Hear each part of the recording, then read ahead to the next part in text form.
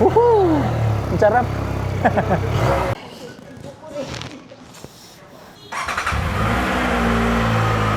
Meron tayo.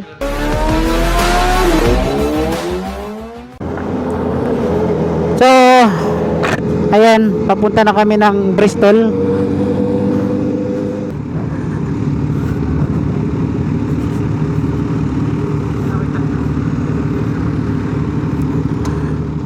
So guys, andito na tayo sa may Bristol, Tacloban, sa may Del Pilar Street.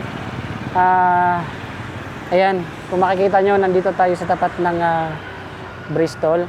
Meron din sila dito mga zone test, QJ Motor, tsaka Cube. Kung makikita nyo, meron silang mga motor dito na nakapark.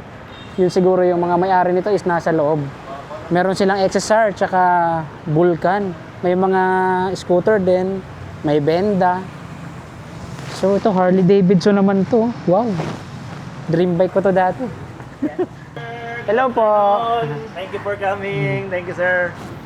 Para sa supporting namin. Oh, sige po. Sino yung may SRB na 400? Ako po, 600? 600 po. Ako po. 600 yun? Opo.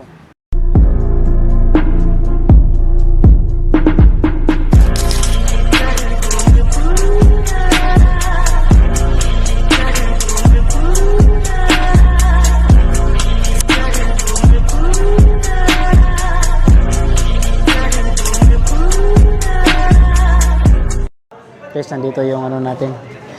Nandito yung motor natin. Kamukha lang ha.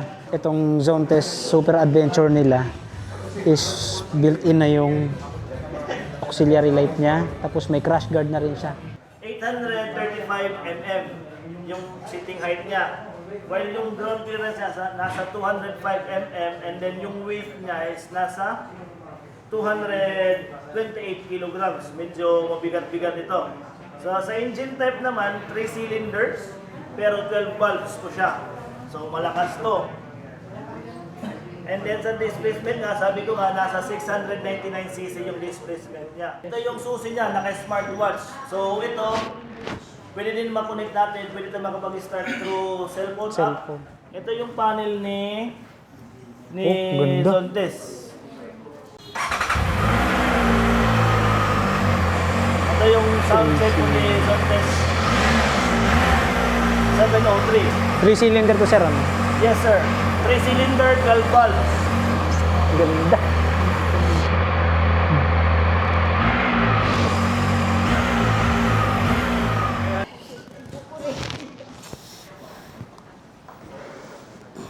Yun.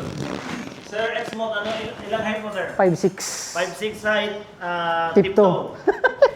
Pero okay na yun kasi hindi naman tayo lagi nasa city. At least dito, may camera na yun. Sige sir.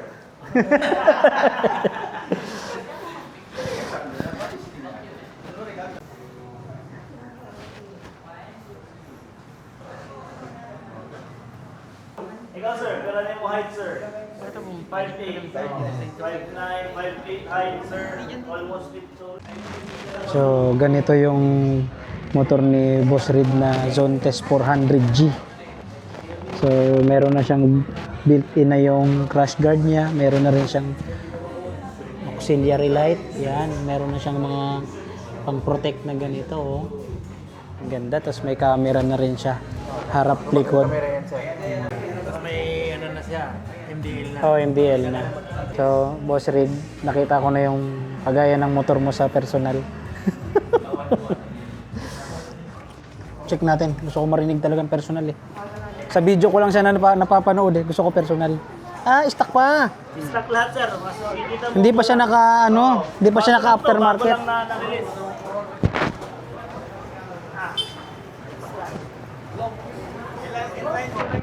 Yes sir, inline 2.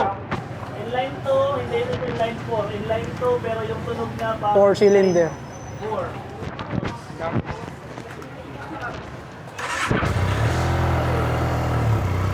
Diba? Woohoo! Ang sarap. Tapos yung shot niya, yung mono shot niya, as you can see, located sa gilid. Sa gilid. Hindi sa Center. center. Kasi based doon sa kanila, dalawa yung pinoprotect, dalawa yung talaga nito. Motor at saka yung rider. Kasi yung iba kapag nagbabanking ng mga alanganin, ito nag-automatic siya maka-adjust. Tutulong siya kung paano yung riding style mo sa mga bangkingan. So ito yun. Kaya hindi siya nakalagay dito. Naked ba siya, sir? Naked po sir. Naked bike. Naked bike.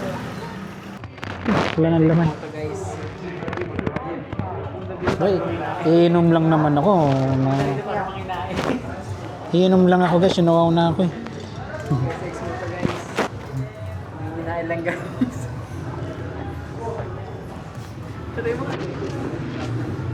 Merienda lang tayo. No na ako eh. Number 2. Si Sir John Portillo.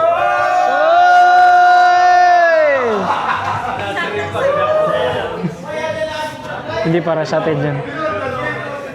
So, Sir Joshua. Val. Uy. Ayan o. Ayan o. Ayan o. Eh. Sumbong. Let's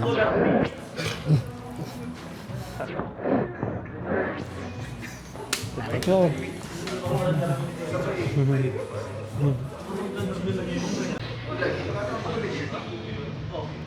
The Great Pretender. Moto.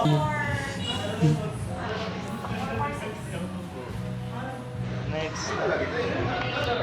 Guys, meron tayo. Yay!